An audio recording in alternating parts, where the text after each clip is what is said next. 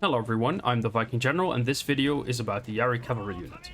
Before we jump into the video, I want to quickly address that a lot of viewers haven't subscribed yet. Make sure if you're here, you end up here. It really helps me out in this early stage of this channel. And if you're already here, thank you very much for your support. Let's begin.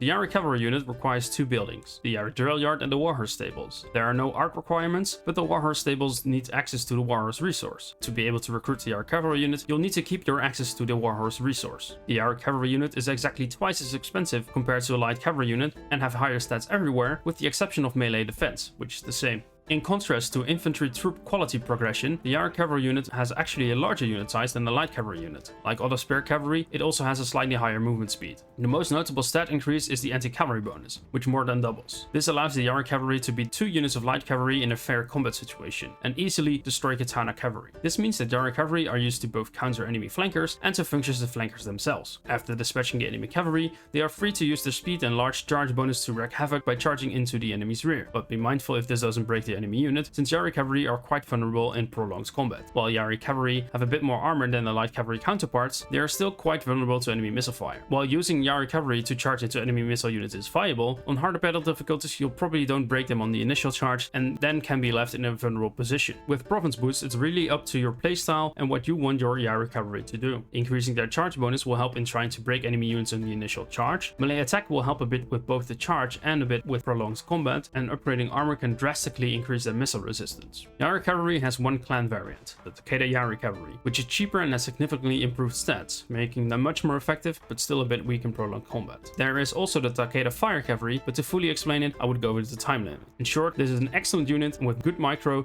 extremely deadly. They're basically Takeda Yari Cavalry on steroids. In conclusion, Yari Cavalry are an extremely versatile unit which can handle multiple situations very well. As long as you don't charge them headfirst into a spear wall, they'll even do great on a charge against spear units, but pull them out soon after. Even against non-spear infantry, it's best to avoid prolonged combat. If you can keep your Yari Cavalry cycle charging, they will serve you admirably. Thank you for watching.